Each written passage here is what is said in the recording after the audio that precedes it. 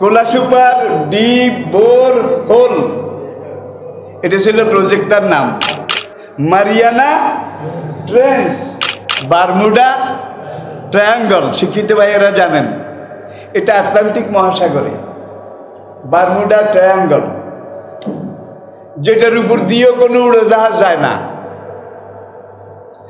যেটা ধার কাছ দিয়ে সাগরের পানি দিয়ে কোনো জাহাজ চলাচল করে না। কারণ যেটা যায় সেটাই ঢুকে যায়, যেটা এখান দিয়ে যায় টেনে এনে ঢুকায় ফেলে, যেটা ওই কাছ দিয়ে যায় টেনে এনে ঢুকায় ফেলে। বিবর্তন media, be honest and make honesty. সবাই পড়ুন আলহামদুলিল্লাহ। প্রিয় মুসল্লি ভাইয়েরা, এর আগে একবার আমি আপনাদের কাছে, আপনাদের সামনে ইল্লিন সম্পর্কে আলোচনা করেছিলাম, বোধহয় মনে আছে। ইল্লিন, কাল্লা ইন্না কিতাবাল আবরারে লাফি ইল্লিয়িন ওমা আদরাকা মা ইল্লিয়ুন কিতাবুম মারকুম। কোরআনে পাকে আল্লাহ পাক ইল্লিন সম্পর্কে এইভাবে বলেছেন, কাল্লা কখনো নয়, কাল্লা কশিন কালেও নয়, কাল্লা তোমরা ব্যাপার স্যাপার যত সহজ মনে করেছ এত সহজ নয়। ইন্না কিতাবাল আবরারে, নিশ্চয়ই আমলনামা আবরারে নেককার লোকদের, পুণ্যবান ব্যক্তিদের আমলনামা। আরবি বেররন শব্দের বহুবচন আবরার, ইমানদার, নেককার, নামাজি, রোজাদার, দিনদার, ফরমাবরদার, গোলাম যারা, বান্দা যারা, তাদের আমলনামা ইন্তেকালের পরে সঙ্গে সঙ্গে ইল্লিনে চলে যায়। ওমা আদরাকা মা ইল্লিয়িন, ওমা আদরাকা মা ইল্লিয়ুন। হে নবী, আপনি কি জানেন, আপনার কি জানা আছে ইল্লিন কি? ইল্লিন কোথায়? কিতাবুম মারকুম, সেটা আমি আল্লাহর সম্মানিত, চিহ্নিত একটা সম্মানের জায়গা এবং দপ্তর। পড়ুন আলহামদুলিল্লাহ। অধিকাংশ শরীয়ত বিশেষজ্ঞ আল্লাহ পাকের এই ঘোষণা, প্রিয় নবীজির দেয়া ব্যাখ্যা, সাহাবী, তাবি, তাবে তাবি, 3 প্রজন্ম, যেটাকে শরীয়তের পরিভাষায় বলা হয় কুরুনে সালাসা। সমস্ত আইম্মা, মুফাসসির, মুহাদ্দিস, মুহাক্কিক এর যেই ব্যাখ্যা দিয়েছেন, যে ইল্লিনটা হলো 7 তবক আসমানের উপরে, 7 তবক আসমান পেরিয়ে, বাইতুল মামুর পেরিয়ে, সিদরাতুল মুনতাহা পেরিয়ে, সহজভাবে আমি বলতে হয় যার উপরে আর উপর নাই, কল্পনা করা যায় না। সেখানে আল্লাহ পাকের এই ইল্লিন, নামাজি, রোজাদার, দিনদার, নেককার, ইমানদার, ফরমাবরদার বান্দা যারা, তারা ইন্তেকাল করার পরে তাদের রুটা ইল্লিনে চলে যায়। আর মুফাসসিরিনে কেরাম ব্যাখ্যার মধ্যে বলেছেন, আর প্রত্যেকটা ব্যাখ্যার সাথে কিন্তু নবীজির হাদিস, সাহাবায়ে কেরাম, তাবিঈন, তাবে তাবিঈন, তাদের ব্যাখ্যার সাথে এগুলো সংযোজিত, সম্পৃক্ত। ইল্লিনটা এমন এক জায়গায় সবচেয়ে উপরে, ইল্লিনের ছাদের উপরে আল্লাহ রাব্বুল আলামিনের আরশ। সুবহানাল্লাহ, সুবহানাল্লাহ। আমি আপনাদেরকে এটাও বলেছিলাম, ইল্লিনটা হলো জান্নাতের একটা অংশ, বেহেশতের একটা টুকরা। হাসরের ময়দান যেদিন কায়েম হবে, বিচার আদালত যেদিন কায়েম হবে, সেদিন আল্লাহ পাকের ডাকে ইল্লিন থেকে নেককারের রূহ আর সিজ্জিন থেকে বদকারের রূহ দুনিয়াতে যেই দেহ ধারণ তারা করেছিল এই দেহটাকে আল্লাহ আবার নতুন করে তৈরি করে দিবেন। যে যেই বয়সে যেই অবস্থায় মারা গিয়েছিল ঠিক সেই অবস্থায় আল্লাহ তৈরি করে দেবেন। আই রিপিট, আমি আবার বলছি, ইল্লিন থেকে নেককারের রূহ তার দুনিয়ার এই দেহের সাথে আল্লাহ লাগিয়ে দেবেন। সিজ্জিন থেকে বদকারের রূহ তার দুনিয়ার এই দেহের সাথে আল্লাহ লাগিয়ে দেবেন। রূহ এবং দেহ এই দুইটা নিয়ে এই দুনিয়াতে আমরা যেভাবে আসি এমন একজন মানুষ ব্যক্তি হিসেবে, বান্দা হিসেবে হাসরের ময়দানে সবাই হাজির হবে। সুবহানাল্লাহ। হুফাত আল-উরাত, সবাই হবে উলঙ্গ দেহ, খালি পাও। আল্লাহ নবী সেই হাদিস বলার পরে উম্মত জননী আম্মা জান ফাতেমা রাদিয়াল্লাহু তাআলা আনহা এত জোরে জোরে কান্নাকাটি শুরু করলেন। নবীজি জিজ্ঞেস করলেন, মা ইয়াবকি কে? ইয়া ফাতেমাতা, ফাতেমা তুমি এইভাবে কাঁদছো কেন? উম্মত জননী, বেহেশতের জননী, মাদের সর্দার, নারীদের সর্দার আম্মাজান ফাতেমা জবাব দিলেন, আব্বা, হাসরের ময়দানে সব মানুষ যদি উলঙ্গ উঠে, আমি ফাতেমা কিভাবে উলঙ্গ উঠব? নবীজি বললেন, লিকুল্লি ইমরিন শানুই ইয়াউমা ইয়াবনিহি, সেই দিনটা এমন হবে তোমার সামনে পিছনে ডানে বামে যে ব্যক্তিটা হবে সেই ব্যক্তিটার চোখ থাকবে, কান থাকবে, দেখার মতো শক্তি থাকবে, কিন্তু সামনে কি আসে, পাশে কি আসে, কে আসে, কিভাবে আসে, এটা দেখার মতো অনুভব, অনুভূতি, মানসিকতা একজনেরও থাকবে না। এটা দিয়ে আপনারা চিন্তা করতে পারেন অবস্থাটা কেমন ভয়াবহ। তা আমরা বলছি আজকে সিজ্জিন সম্পর্কে। সিজ্জিন সম্পর্কে আল্লাহ পাক ইরশাদ করেছেন, কাল্লা ওয়া ইন্না কিতাবাল ফুজ্জারে লাফি সিজ্জিন।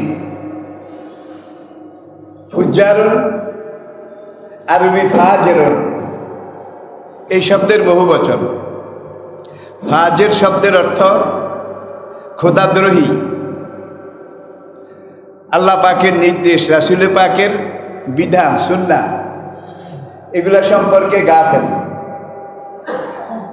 ফাসেক এই শব্দটার পরিপূরক, সম্পূরক, তাকিদ হিসাবে আমরা ফাজের এই কথাটা ব্যবহার করতে পারি। এক কথায় বেনামাজি, বেরোজগারি, খোদাদ্রোহী, শরীয়ত বিধান, আল্লাহর হুকুম, নবীর তরিকা, ইসলামের আদর্শ, ঐতিহ্য, এগুলোর সাথে যারা সম্পর্কহীন তাদেরকে বলা হয়েছে ফাজের। আমরা কথায় বলি ফাসেক, ফাজের, এটা বলি না? এই বেনামাজি, বেরোজগারি, ফাসেক, ফুজ্জার, তাদের আমলনামা থাকবে সিজ্জিনে। ওমা আদরাকা মা সিজ্জিন, হে নবী আপনি কি জানেন সিজ্জিন কি? সিজ্জিন কোথায়? কিতাবুম মারকুম। সিজ্জিনটাও মহান রব্বুল আলামিনের সুনির্ধারিত, সুরক্ষিত, সংরক্ষিত একটা জেলখানা।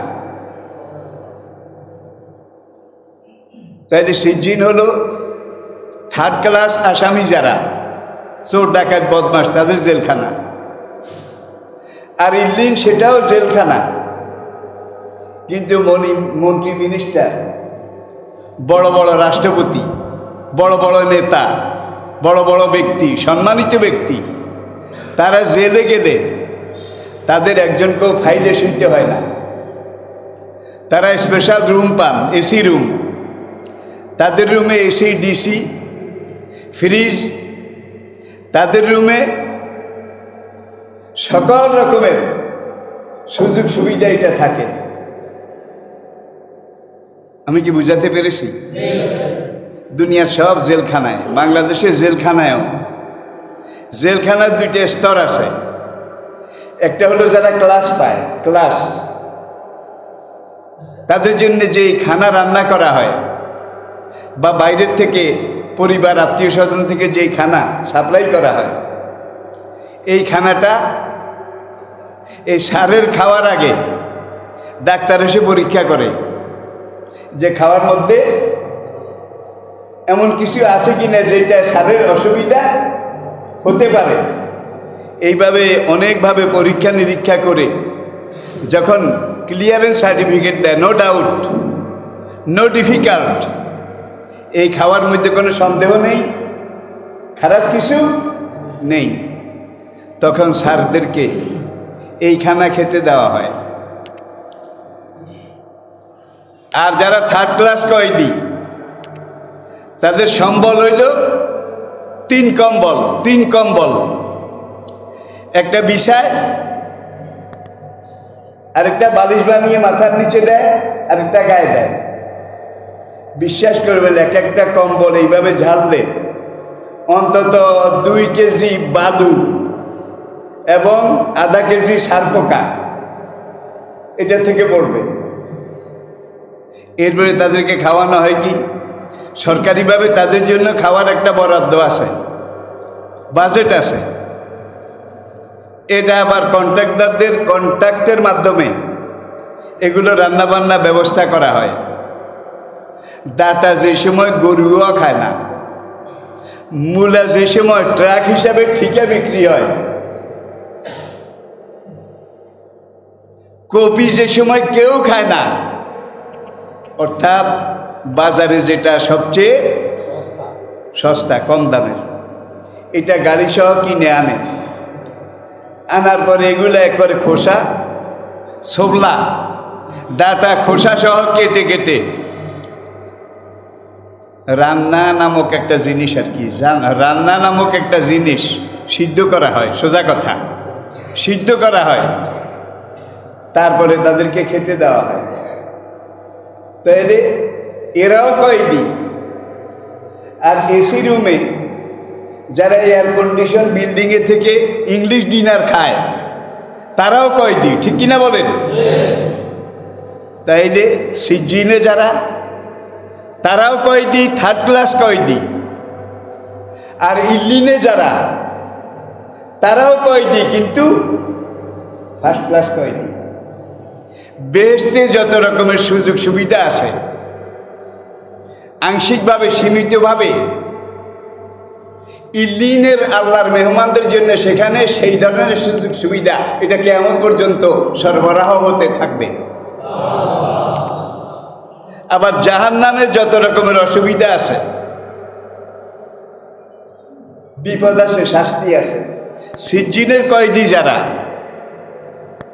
তারা হাসরের মাঠে উঠার আগ পর্যন্ত এই সিজ্জিনে থেকে জাহান্নামের সম্পূর্ণ নয়, কিছু আংশিক সারপোকার কামড়, ধুলাবালি, দুর্গন্ধ এগুলো পাবে। আমি কি বুঝাতে পেরেছি?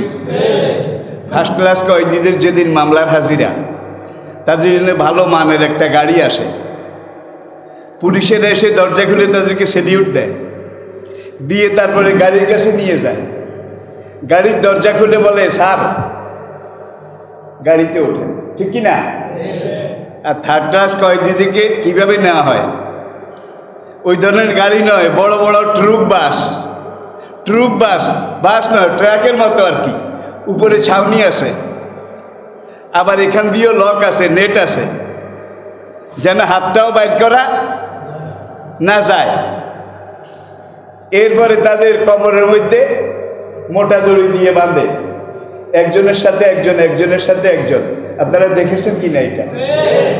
এরপরে গাড়ির কাছে গেলে, গায়ে বেটা তাড়াতাড়ি উঠ, পুলিশটি পিছনে আসে, উঠতে একটু দেরি হলে পুলিশ পাশায় লাথি মারে, এত দেরি হয় কেন? ঠিক না ভাই? ঠিক।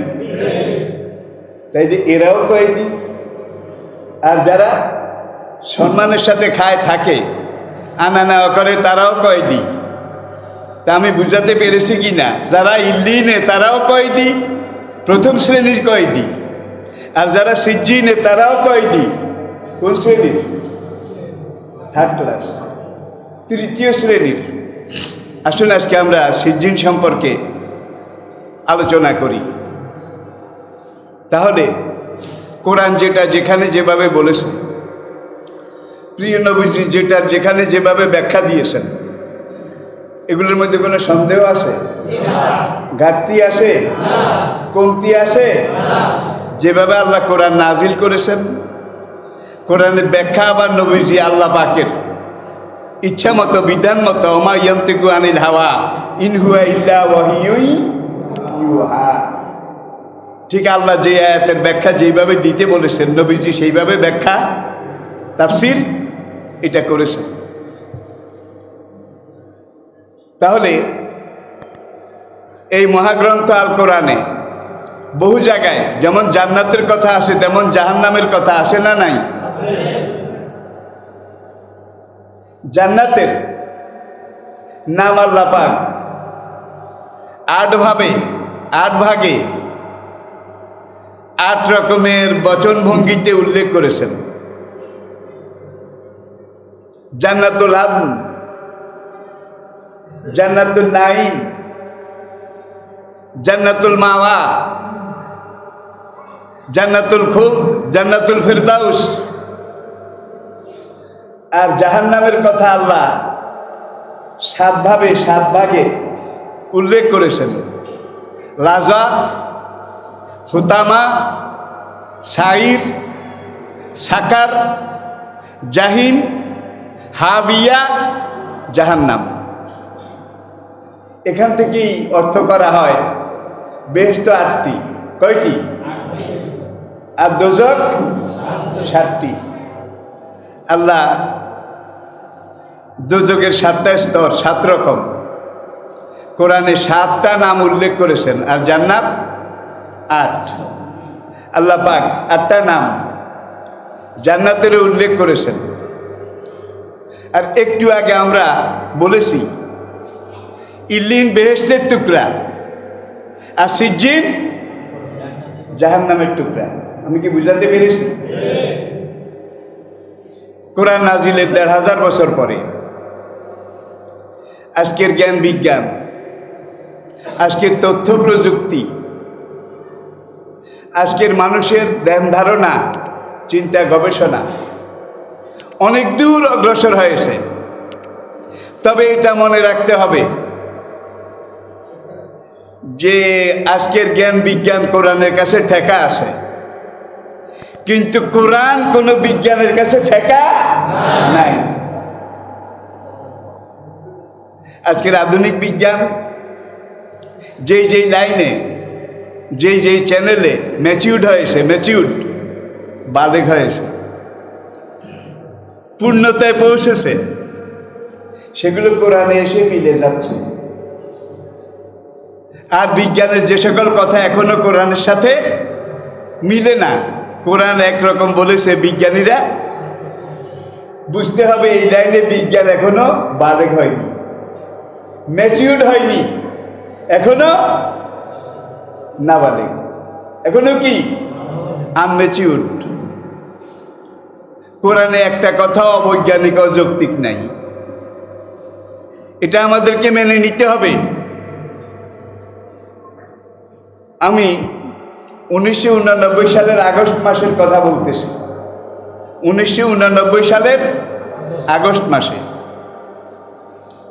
তখনও সোভিয়েত ইউনিয়ন সে বিশ্বের মধ্যে সুপার পাওয়ারের অন্যতম ছিল।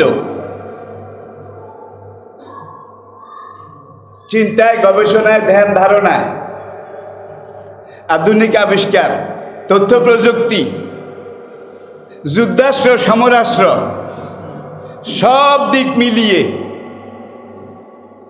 সে 1989 সন পর্যন্ত রাশিয়া সবার উপরে ছিল। রাশিয়াকে বুতে পেয়েছে, তারা এসে আফগানিস্তানে ঢুকেছিল। আর আফগানিস্তানে এই পর্যন্ত গত হাজার হাজার বছরের ইতিহাস দেখুন, যারাই এসে ঢুকেছে আফগান জাতি তাদেরকে খতনা করে ছেড়ে দিয়েছে। খতনা বুঝেন? খতনা। রাশিয়া যখন এইভাবে আফগান মুজাহিদদের কাছে পরাজিত হয়ে শিয়ালের মতো লেজ গুটিয়ে রাশিয়ার দিকে চলে গিয়েছিল, তারপরে ঢুকলো আমেরিকা আফগানিস্তানে। আমেরিকার কি অবস্থা? কি একই অবস্থা। এর আগে যারা যত যুগে ইতিহাসের দূর সুদূরে আফগানিস্তানে যারা ঢুকেছে কেউ বিজয়ী হতে পারেনি। আফগান জাতি কারো কাছে সারেন্ডার করেনি, কারো কাছে আত্মসমর্পণ করেনি। এবং আপনারা জানেন 1990 সালে রাশিয়া ভেঙ্গে টুকরা টুকরা হয়ে গেছে। সোভিয়েত ইউনিয়ন এখন আর নাই। কি রাশিয়া? এর আগে ছিল সোভিয়েত ইউনিয়ন। যেমন ইউনাইটেড স্টেট অফ আমেরিকা, আমেরিকাও ছিল যুক্তরাষ্ট্র, সোভিয়েত ইউনিয়ন সেটাও ছিল যুক্তরাষ্ট্র, বহু দেশ নিয়ে। আমরা এটাও জানি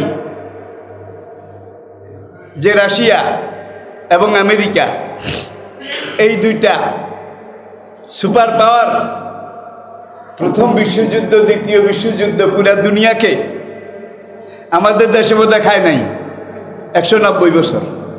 190 বছর ব্রিটিশ জাতি তারা আমাদেরকে খেয়েছে। প্রিয় মুসল্লি ভাইয়েরা, 1990 সালের আগস্ট মাসে সোভিয়েত ইউনিয়ন, তখনও সোভিয়েত ইউনিয়ন তখন ভাঙেনি, তারা রাশিয়া এবং সাইবেরিয়ার মাঝখানে একটা তেলের খনি, এটা খনন করার কাজে একদল বিশেষজ্ঞ ইঞ্জিনিয়ার, প্রকৌশলী তাদেরকে নিযুক্ত করলো একটা জায়গায়। জায়গাটার নাম, প্রজেক্টটার নাম Kola super, Kola super deep bore hole, Kola super deep bore hole. I repeat, Kola super deep bore hole, এটা ছিল প্রজেক্টটার নাম। সেখানে 20 জনের মতো মৃত্তিকা বিজ্ঞানী, জমিনের নিচে মাটির স্তর, প্রকারভেদ, এগুলো সম্পর্কে যারা এক্সপার্ট হন, দারুণভাবে বিশেষজ্ঞ, এবং তাদের এই প্রকল্পের যিনি সবচেয়ে বড় মৃত্তিকা বিজ্ঞানী, যিনি চেয়ারম্যান, সভাপতি, যিনি পরিচালক, তার নাম ছিল ডক্টর দিমিত্রি আজাকভ। ডক্টর দিমিত্রি আজাকভ, তার নেতৃত্বে এই কূপটা খনন করা হচ্ছিল। তারা সেখানে 1990 এটা খনন শুরু করলো বিভিন্নভাবে। প্রথমে ড্রিল মেশিন, এরপরে আবার আরেকটা মেশিন, যেন সেখানে তারা নামতে পারে, উঠতে পারে, দেখতে পারে, গবেষণা করতে পারে। তারা এই মাটির তিনটে স্তর ভেদ করলো, তিনটে স্তর ভেদ করে তারা 18 কিলোমিটার গভীরে গেল। কত কিলোমিটার ভাই? একটু চিন্তা করেন, 18 কিলোমিটার লম্বা চিন্তা করলে একরকম, নিচের দিকে চিন্তা করলে কিন্তু সাংঘাতিক না, সাড়ে সাংঘাতিক। সেখানে গিয়ে তারা জমিনের যে স্তরটা পেল, এটা তৃতীয় স্তর। এর আগে 2টা স্তর তারা অতিক্রম করেছে, করে 18 কিলোমিটার নিচে গিয়ে জমিনের যেই স্তরটা পেল, এটা গ্রানাইট পাথর। আর এক ধরনের মরিচাবিহীন লোহা, যে লোহায় মরিচা ধরে না। মনে হয় যেন এই মরিচাবিহীন লোহা এটাকে গালাই করে ঢালাই করে গ্রানাইট পাথরের সাথে মিশিয়ে জমিনের এই স্তরটা তৈরি করা। তারা সেখানে ড্রিল মেশিন লাগালো, তারা আরো নিচে যাবে। 18 কিলোমিটার গেছে, আর কত? এখন তাদের ড্রিল মেশিন চলে না। যত তারা চালাবার চেষ্টা করে ড্রিল মেশিন ঘোরে না। যখন মেশিনের শক্তি বাড়িয়ে দিল তখন ড্রিল মেশিন খান খান হয়ে টুকরা টুকরা হয়ে ভেঙে গেল, কিন্তু ঢুকলো না।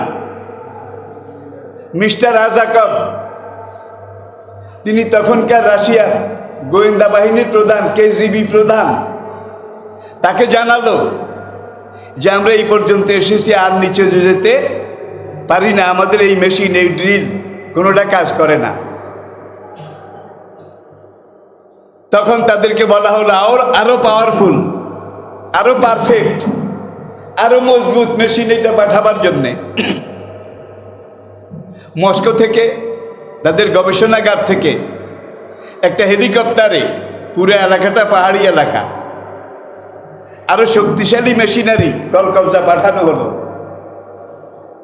সেখানে শক্তিশালী drill machine, satellite camera, moving camera এবং জমিন ভেদ করে ডুবতে না পারলেও এখানের উপর থেকে নিচের দিকে আরো 18 কিলোমিটারে কি আছে এটার ছবি তোলা যায়। কি মনে করছেন? আরো 18 কিলোমিটার নিচে কি আছে এটার ছবি তোলা যায়। এমন ধরনের স্যাটেলাইট ক্যামেরা সেখানে ফিট করা হলো, শক্তিশালী ড্রিল মেশিন ফিট করা হলো। ফিট করে তারা, মিস্টার আজাকব বলেন, আমরা আরো গভীরে প্রবেশ করার চেষ্টা করতেছিলাম। হঠাৎ দেখি যে আমাদের ড্রিল মেশিন ফ্রিভাবে ঘুরতেছে, কোনো কিছু কাটে না, ভেদ করে না, নিচের দিকেও যায় না, এক বিন্দুও নয়, এক রত্তিও নয়। তখন উপর থেকে আমরা ওই স্যাটেলাইট ক্যামেরা মহাশূন্যে, মঙ্গল গ্রহে, বৃহস্পতি গ্রহে যেগুলো দিয়ে ছবি তোলা হয়, ওই ক্যামেরা ড্রিল মেশিনের এখানে লাগিয়ে দেওয়া হলো। লাগিয়ে দেওয়ার পরে এই ক্যামেরাতে ছবি আসতে লাগলো, হাজার হাজার, লক্ষ লক্ষ, million million, billion billion, trillion trillion সমস্যারে মানুষের চিৎকার, কান্না, জ্বলে গেলাম, পুড়ে গেলাম, শেষ হয়ে গেলাম, বাঁচাও বাঁচাও, জ্বলে গেলাম, পুড়ে গেলাম। এরপরে তারা আরেক ধরনের ক্যামেরা সেখানে লাগালো। লাগানোর পরে দেখলো জমিনের যে স্তরে তারা গিয়েছে ওখানকার তাপমাত্রা 2000 ডিগ্রি ফারেনহাইট, 42 ডিগ্রি হইলে কি অবস্থা? 2000 ডিগ্রি ফারেনহাইট সেখানকার তাপমাত্রা। এরপরে তারা আরেকভাবে ড্রিল মেশিন ফিট করলো, নিচ থেকে ছবি আসতে থাকলো। একটা জায়গা যেখানে ড্রিল মেশিন লাগায়নি, ধড়াম করে একটা আওয়াজ হয়ে নিচের দিকে একটা গর্ত হয়ে গেছে। গর্ত হওয়ার পরে সেই গর্ত দিয়ে আগুন, ধোঁয়া, লাভা, গলিত ধাতু আগ্নেয়গিরি থেকে যেভাবে বের হয়, আল্লাহু আকবার, এইভাবে বের হচ্ছে। ক্যামেরা এইবার আরো ভালোভাবে কাজ করতেছে। এই যে নিচের থেকে লাভা, গলিত ধাতু এবং এইটার সাথে মিশ্রিত এমন রকমের ডিফারেনহাইট দুর্গন্ধ আসতেছে, গোস্ত পোড়া দুর্গন্ধ, আর আগুনের ফুলকি, ধোঁয়া এত জোরে উপরের দিকে উঠে, এক একটা মানুষ ওই আগুনের স্ফুলিঙ্গের সাথে একবার বহুদূর উপরে উঠে আবার দড়াম করে পড়ে।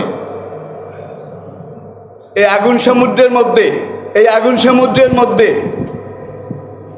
এই আগুন সমুদ্রের মধ্যে যখন মানুষগুলো চিৎকার করতেছে, বাঁচাও বাঁচাও, পুড়ে গেলাম, জ্বলে গেলাম, শেষ হয়ে গেলাম, তৃতীয়বার তারা চেষ্টা করলো যে আমরা তো ভিতরে যেতে পারি না, তবে এখান দিয়ে একটা গর্ত সৃষ্টি হয়েছে আমাদের ড্রিল মেশিনের পাশে।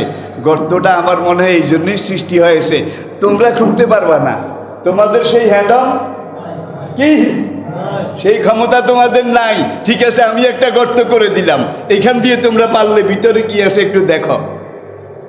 তাদের ক্যামেরা এসেছে এক একটা মানুষকে, একজন ফেরেশতা দুই ঠ্যাং ধরে দুই হাত ধরে টান দিয়ে মানুষটা যে দূর সাইজের, একদিকে আগুন জ্বলতেছে অগ্নিকুণ্ডের ভিতরে, এইভাবে লম্বা করে ফেলা হচ্ছে, লম্বা করে ফেলে ওই আগুনের সাথে ছেড়ে দেওয়া হচ্ছে। ধোঁয়া স্ফুলিঙ্গের সাথে উপরে উঠতেছে, ধরাম করে আবার নিচে পড়তেছে। এইভাবে জ্বলন্ত আগুনের মধ্যে, আগুনের স্ফুলিঙ্গের মধ্যে মানুষগুলা বাঁচাও বাঁচাও, জ্বলে গেলাম, পুড়ে গেলাম, শেষ হয়ে গেলাম। আর ওই ছিদ্রটা দিয়ে সালফার, সালফার পোড়া কয়লা, গোস্ত পোড়া, পোড়া মানুষের গন্ধ, কিম্বুত কিমাকার দুর্গন্ধ আসতেছে। 20 জন বিজ্ঞানীর মধ্যে 10 জন ভয়ে পালিয়ে গেল, চাকরিতে ইস্তফা দিলাম। অন্যরা জিজ্ঞেস করে, ভাই তোমরা কেন চলে যাও? মুসলমানের কোরআনের মধ্যে যে এই জাহান্নামের কথা আছে, মুসলমানের কোরআনের মধ্যে যে সিজ্জিনের কথা আছে, বাইবেলের মধ্যে যে দোজখের কথা, জাহান্নামের কথা আছে, সেই বাইবেলের এবং কোরআনের এই জাহান্নাম, সেখানে মানুষদেরকে এইভাবে পড়ানো হচ্ছে। ভাই তাইলে এখান থেকে কেজিবি যখন এটা জানলো, অর্ধেক প্রকৌশলী তারা সেখান থেকে ভয়ে পালিয়ে গেল। তাদের কাউকে কাউকে খুঁজে পাওয়া গেছে, কাউকে আর খুঁজে পাওয়াও যায়নি। যাদেরকে পাওয়া গেছে তারা বলছে চাকরি আর করবো না। মাটির এত নিচে, এত গভীরে যেই দৃশ্য, মানুষের যেই কান্দাকাটি, যেই আগুন, যেই ভয়াবহ মানুষের পাপের পরিণাম পরিণতি দেখেছি। এখন থেকে আমরা আর দুনিয়ার কাজ করব না, সেই জাহান্নাম এটা আমাদের জন্য অপেক্ষা করতেছে। ডক্টর দিমিত্রি আজাকভ তিনি বলেন, আমি যদি একজন নাস্তিক না হতাম, আমি যদি একজন নাস্তিক না হতাম, তাহলে আমিও বলতাম এটা কোরআনের এবং বাইবেলের সেই জাহান্নাম। তাহলে সেই জিনের কথা যে আমি বলেছি 7টা বুক জমিনের নিচে, মিলছে নাকি মিলছে না? মিলছে নাকি মিলছে না? আজকের বিজ্ঞান পুরাটা দেখেনি, কিছুটা আঁচ করেছে। এরপরে তারা Kola super deep bore hole, এখান থেকে প্রায় 900 কিলোমিটার দূরে সাইবেরিয়ার আরো ভিতরে এক জায়গায় গিয়ে সেকেন্ড প্রজেক্ট আরেকটা জায়গায় খনন করলো। খনন করে সেই পরিমাণ জমিনের নিচে গিয়ে সেখানেও ঠিক একই অবস্থা পেল। কেজিবি ঘোষণা করে দিল যে দিমিত্রি আজাকভ, তুমি যেটা দেখেছো সেখানে, তুমি সেখান থেকে এই ধোঁয়া, সালফার, মানুষ পোড়া গন্ধ, আর ক্যামেরায় মানুষের এই আগুনের মধ্যে সাঁতরানো, আর তাদেরকে টেনে টেনে লম্বা করা হচ্ছে, পাথরে রেখে পাথর দিয়ে শেষা হচ্ছে, চূর্ণ বিচূর্ণ একাকার করা হচ্ছে, এগুলো কাউকে বলো না। তাইলে মানুষ আমাদের কমিউনিজম ছেড়ে ইসলামের দিকে চলে যাবে। কেজিবি সোভিয়েত ইউনিয়ন এটা প্রকাশ করতে দেয়নি। পরের বছর সোভিয়েত ইউনিয়ন যখন ভেঙে গেল, টুকরা টুকরা হয়ে গেল, খান খান হয়ে গেল, হয়ে যাওয়ার পরে ব্রিটেন এবং আমেরিকা তারা সোভিয়েত ইউনিয়নের কিছু দলিল দস্তাবিজ, এগুলা গোয়েন্দা দপ্তরের মাধ্যমে তারা হাতে এনে এগুলাকে আবার অ্যানালাইসিস করেছে, গবেষণা করেছে। করার পরে ফিনিশ পত্রিকা আমেনুতাসিয়া 1990 সালে সোভিয়েত ইউনিয়ন পতনের পরে তারা এই যে ঘটনাগুলো যেইভাবে আপনাদেরকে বললাম, সেখানে আজাকভ, দিমিত্রি আজাকভ কি বলেছেন, তার সঙ্গীরা কি বলেছে, তারা কি দেখেছে, কেন অর্ধেক বিজ্ঞানী ভয়ে ভেঙে গেছে, এগুলা সবিস্তারিত আলোচনা করা হয়েছে। এটা গেলে স্থলভাগের কথা। এরপরে আসুন দুনিয়ার পানির অংশ। আমরা জানি এই পৃথিবীর 4 ভাগের 3 ভাগ পানি আর 1 ভাগ, কিন্তু সারা দুনিয়াতে আজকে পানির জন্য হাহাকার। কি পানির জন্য কান্নাকাটি? 4 ভাগের 3 ভাগই পানি, তারপরেও পানি নাই, পানি নাই। তাহলে আল্লাহ রাব্বুল আলামিন বিজ্ঞানী নয়, মহাবিজ্ঞানী। মহাবিজ্ঞানী আমাদেরকে স্বীকার করতে হবে। Kola super deep bore hole, Soviet ইউনিয়নের সাইবেরিয়ার যে খনিগর্ত, এই খনিগর্তটাকে 2006 সালে রাশিয়া একদল সৈন্যবাহিনী পাঠিয়ে এটাকে ভরাট করে সিল করে দিয়েছে, যেখানে আর কোনোদিন খনন কাজ করা হবে না। কারণ খনন কাজ করলে আবার কি বের হবে? ওই দুর্যোগের অংশ, জাহান্নামের অংশ, সিজ্জিনের অংশ। প্রশান্ত মহাসাগরে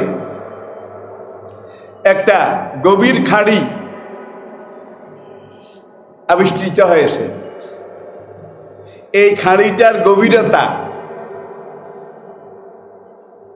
54 কিলোমিটার।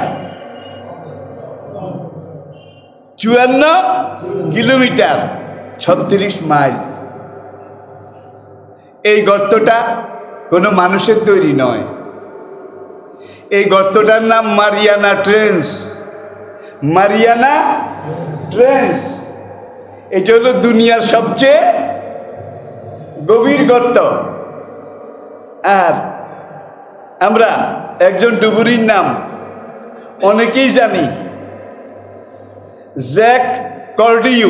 জ্যাক কর্ডিউ, রিপিট, জ্যাক কর্ডিউ বিগত শতাব্দীর সবচেয়ে বড় সমুদ্র বিজ্ঞানী এবং ডুবুরি।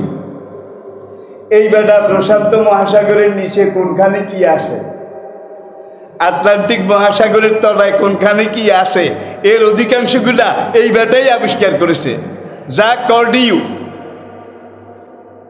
এবং গত 100 বছরের সবচেয়ে এক্সপার্ট ডুবুরি এবং সমুদ্র বিজ্ঞানী। মারিয়ানা ট্রেঞ্চ এইটা দিয়ে ভিতরে সে গিয়েছে। ভিতরে গিয়ে গভীরে, আরো গভীরে, আরো গভীরে। সবচেয়ে আশ্চর্যের বিষয় হলো সাগরের তলে এই গর্ত, কিন্তু সাগরের পানি উপরে আসে, এই গর্তে পানি ঢোকে না। পানিকে কে বন্ধ করে রাখছে? কোন ইঞ্জিনিয়ার, কোন কারিগর, কোন বিশেষজ্ঞ? পানি ঢোকে না। মাঝে মাঝে এই গর্তের নিচ থেকে ওই কলসুপার ডিপ বোর হোলের মতো আগুন, সালফার, গন্ধক, কার্বন ডাই অক্সাইড আগ্নেয়গিরির মতো নিচের থেকে উঠে। সমুদ্র বিজ্ঞানী জ্যাক কর্ডিউ তিনি ওই অবস্থা, আর সেখানে গিয়ে তিনিও শুনলেন লক্ষ লক্ষ মানুষ, ট্রিলিয়ন ট্রিলিয়ন মানুষ পুড়ে গেলাম, জ্বলে গেলাম, বাঁচাও বাঁচাও। সাইবেরিয়ার যে অবস্থা, সাগরের তলে একই অবস্থা। এরপর আসুন বারমুডা ট্রায়াঙ্গল। বারমুডা ট্রায়াঙ্গল শিক্ষিত ভাইয়েরা জানেন, এটা আটলান্টিক মহাসাগরে। বারমুডা ট্রায়াঙ্গল, যেটার উপর দিয়েও কোনো উড়োজাহাজ যায় না, যেটা ধার কাছ দিয়ে সাগরের পানি দিয়ে কোনো জাহাজ চলাচল করে না। কারণ যেটা যায় সেটাই ঢুকে যায়, যেটা এখান দিয়ে যায় টেনে এনে ঢুকায় ফেলে, যেটা ওই কাছ দিয়ে যায় টেনে এনে ঢুকায় ফেলে। যেটাকে ঢুকাইছে হাজার হাজার এই পর্যন্ত ঢুকাইছে, একটাও খুঁজে পাওয়া যায়নি। আর এই যে বারমুডা ট্রায়াঙ্গল, এইটার উপর দিয়ে উড়ে যাওয়ার সময় অনেক উড়োজাহাজ এইটাকে টেনে এখানে ঢুকে তারপরে পানির ভিতরে ঢুকে গেছে, আর খুঁজে পাওয়া যায়নি। আটলান্টিক মহাসাগরের এই বারমুডা ট্রায়াঙ্গল, এটার নিচে একদল ডুবুরি নেমেছে। নেমে তারা যখন এইটার তলায় গেছে, গিয়ে দেখে যে নিচের দিকে একটা গর্ত, সেই গর্তের মধ্যে পানি ঢুকে না, ঠিক ওই মারিয়ানা ট্রান্সের মতো পানি ঢুকে না। অথচ এখন কোনো জায়গায় যদি পানির মধ্যে একটা গর্ত করেন, সঙ্গে সঙ্গে পানি ঢুকবে না? পানি ঢুকে না। তার কারণ হল নিচের থেকে সবসময় আগুন উঠে, সালফার উঠে, গন্ধক উঠে, সোডিয়াম কার্বন উঠে এবং জ্বলন্ত অগ্নিস্ফুলিঙ্গ উঠে। আর এই ডুবুরি জ্যাক কস্টিউ তিনি বলেন, আমি যখন এই গর্তের এমন একটা পর্যায়ে গেলাম, সেখানে গিয়ে আমি দেখতে পেলাম সেখানকার টেম্পারেচার, তাপমাত্রা 3000 ডিগ্রি ফরেনহাইট। আল্লাহু আকবার, 3000 ডিগ্রি ফরেনহাইট। ভাই, দুনিয়ার কল কারখানা ইঞ্জিন সম্পর্কে আপনাদের যাদের ধারণা আছে, আপনারা জানেন 2200 ডিগ্রি উত্তাপে, 2200 ডিগ্রি উত্তাপে পাকা লোহা পানি হয়ে যায়, পাকা লোহা গলে যায়। কত ডিগ্রিতে?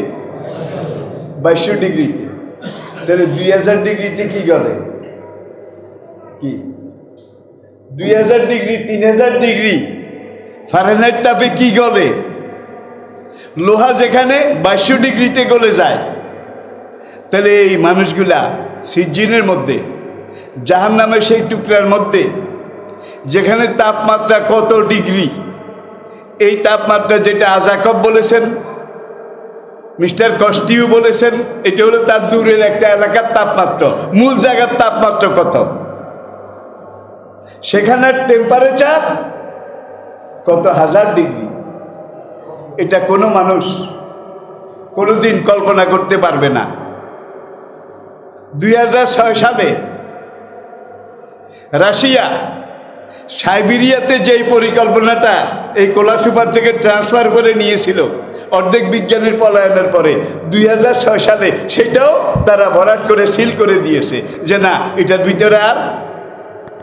কেন ভরাট করেছে এটা কিন্তু তারা বলে না, কিন্তু সব কথা তো আর গোপন থাকে না।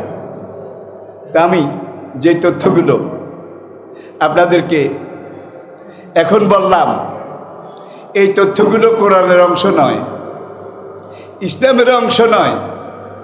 আবারও আমি বলছি, কোরআন কোনো বিজ্ঞানের কাছে ঠেকা নয়, কোনো বিজ্ঞানীর কাছেও ঠেকা নয়।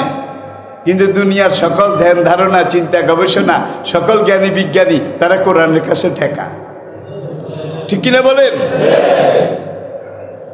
1000 বছর আগে এই মহাগ্রন্থ আল কোরআন দুনিয়া সম্পর্কে, মানুষ সম্পর্কে, দুনিয়ার জীবজন্তু এগুলো সম্পর্কে, গাছপালা, পশু পক্ষী সম্পর্কে, চাঁদ, সূর্য, গ্রহ, নক্ষত্র, মহাকাশ,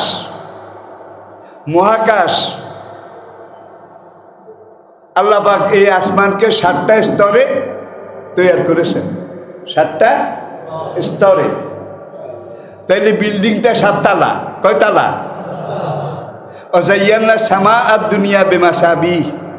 কোরআনে এই আয়াতের অর্থ দাঁড়ায়, মুফাসসিরিনে কেরামের ব্যাখ্যা যেটা, সেটা হলো সূর্য, বুধ, শুক্র, পৃথিবী, মঙ্গল, বৃহস্পতি, শনি, ইউরেনাস, নেপচুন, প্লুটো, এগুলো সহ কোটি কোটি, অনন্ত কোটি কোটি গ্রহ নক্ষত্র, এগুলো সব কিন্তু এই গ্রাউন্ড ফ্লোরের ছাদের নিচে। আমি কি বুঝাতে পেরেছি? এই সব কিছু কিন্তু এই 7 তালা দালানের নিচতলার উপরে যে ছাদ, এই ছাদের নিচে। রিপিট, আয়াতটা আবার মনে করুন। ও জাইয়ান্না সামা আর দুনিয়া, এই দুনিয়ার আসমানকে আমি সাজিয়েছি বেমাসাবি, অগণিত নক্ষত্র, চাঁদ, সূর্য, গ্রহ এগুলো দিয়ে। তাহলে এই আয়াতে বোঝা গেল সবগুলো এই ছাদের নিচে। তো এইটার উপরে আরো 6টা ছাদ আছে, 6টা তালা আছে। এখন এই গ্রাউন্ড ফ্লোরের ছাদের নিচে যেটা আসে এটাকেও তো মানুষ এখন পর্যন্ত গবেষণা করে কোনো কুল কিনারা বোধহয় করতে পেরেছে, কোনো সিদ্ধান্ত নিতে পেরেছে? অন্ধকার রাতে আপনারা যখন একটা পরিষ্কার জায়গা, গাছপালাবিহীন জায়গায় যখন অন্ধকার রাতে বের হন, তখন আকাশের দিকে তাকালে অগণিত লক্ষ লক্ষ গ্রহ নক্ষত্র, তারকারাজি এগুলো চোখে পড়ে। অনেক তারকা আছে, যেদিন আল্লাহ ওইটাকে সৃষ্টি করেছেন সেই দিন সেই তারা তার আলোটা দুনিয়ার দিকে ফোকাস করেছে। আলোর গতি সেকেন্ডে 1,86,000 মাইল। ওই নক্ষত্রগুলোর আলো প্রতি সেকেন্ডে 1,86,000 মাইল বেগে পৃথিবীর দিকে আসতেছে, আজও এসে পৌঁছে নাই, কেমন পর্যন্ত এসে পৌঁছবে না। তাইলে গ্রাউন্ড ফ্লোরের এই নিচে, এই যে আন্ডার ফ্লোর, এখান থেকে এই ছাদের নিচের অংশ, এটা কদ্দুর, কেমন লাগে? আর অন্ধকার রাতে আপনারা তাকালে দেখবেন যে এখান দিয়ে কেমন যেন একটু আজকাল সাদা সাদা সাদা সাদা, এটাকে বলা হয় মিল্কি ওয়ে। বিজ্ঞানীরা বলছে মিল্কি ওয়ে, বাংলায় বলা হয় ছায়াপথ। ছায়াপথ ওই নক্ষত্র, অগণিত নক্ষত্র যেগুলোর আলো এখনো দুনিয়াতে এসে আলো পৌঁছলে কিন্তু আপনি তাকালে ওইটাকে দেখবেন। কিন্তু যেগুলোকে দেখা যায় না, কেমন যেন একটু আলো আলো, কেমন যেন একটু, এটা আপনারা দেখেন নাই অন্ধকার রাতে? তারা নয়, কেমন যেন একটা আলো আলো আলো আলো, এখান দিয়ে এখান দিয়ে এখান দিয়ে। এই পুরা মহাকাশে এত বহু সংখ্যক ছায়াপথ আছে। দুনিয়ার সৃষ্টি থেকে প্রলয়কাল কিয়ামত পর্যন্ত এক একজন মানুষ যদি লক্ষ কোটি ছায়াপথ এক একজনের দখল করে নেয়, তাহলে বহু লক্ষ কোটি ছায়াপথ নেওয়ার বাকি থেকে যাবে। কিয়ামত পর্যন্ত সারা দুনিয়ার মানুষ নিলে, ভাগ করে নিলেও শেষ করতে তো পারবে না, কমাতেও পারবে না। আবার দেখুন যে এক একটা মহাকাশে এত এত ছায়াপথ আছে। কোরআনে আল্লাহ পাক বিভিন্ন আয়াতে, বিভিন্ন কথন ভঙ্গিতে, বচন ভঙ্গিতে সূর্যের কথা বলেছেন, নাকি বলেননি? কোরআনে সূর্য নামে সূরাও আছে, আশ-শামস। আশ-শামস, চাঁদ নামে সূরা নাই? আল কামার, আল কামার, নক্ষত্র নামে সূরা নাই? আর নজম, আর নজম, চাঁদ, সূর্য, নক্ষত্র, এগুলোর নামে আল্লাহ পাক কোরআনে বিভিন্ন সূরা নাজিল করেছেন। তাহলে যেই সকল গ্রহ নক্ষত্রের আলো এখনো দুনিয়াতে আসেনি, প্রলয় হয়ে যাবে, দুনিয়া ধ্বংস হয়ে যাবে, কিয়ামত হয়ে যাবে, কিয়ামত পর্যন্ত আসলেও সেগুলোর আলো দুনিয়াতে এসে পৌঁছবে না। আলো কিন্তু সেকেন্ডে 1,86,000 মাইল বেগে আসতেছে। তাহলে এইবার মনে করেন তাদের দূরত্ব আর এই জমিনের দূরত্ব, এটাকে ব্যাখ্যা করার মতো, অ্যানালাইসিস করার মতো, মেজারমেন্ট করার মতো কোনো বিজ্ঞান, কোনো বৈজ্ঞানিক, কোনো যন্ত্রপাতি কোনোদিন আবিষ্কার হবে এটা আশা করা যায় না। কোলা সুপার ডিপ বোর হলে তারা এই দৃশ্য দেখে চাকরি ছেড়ে দিয়েছে, এবং 2 জন বিজ্ঞানী হার্ট ফেল করে সেখানে মারা গেছে। কি দেখলাম বাবা, কি দেখলাম, কি শুনলাম? তাহলে বোঝা গেল মহাগ্রন্থ আল কোরআনে আল্লাহ রাব্বুল আলামিন যেখানে যতভাবে যতগুলো কথা ওহীর মাধ্যমে নবীজির কাছে নাজিল করে কিয়ামত পর্যন্ত আমাদের জন্যে আলোর দিশা হিসাবে, অন্ধকার থেকে আলোকে আসার পন্থা হিসাবে আল্লাহ পাক পথ নির্দেশনা হিসাবে সিরাতুল মুস্তাকিম হিসাবে নাজিল করেছেন, এগুলোকে জানা দরকার। এই জন্য কোরআন পড়া দরকার, কোরআন বোঝা দরকার, ঠিক কিনা বলেন?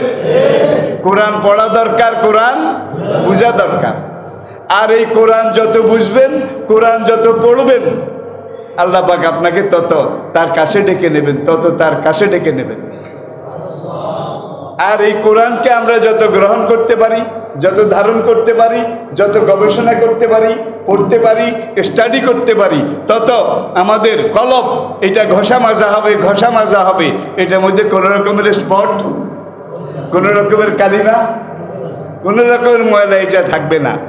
তাহলে অন্তরকে, আপনার কলবকে, আপনার অন্তরাত্মাকে মরিচা, জঙ্গে ধরা, দাগ পড়া, এটা থেকে মুক্ত করার জন্যে প্রথম হলো ইন্না সালাতা তানহা আনিল ফাহশায়ে সালাত।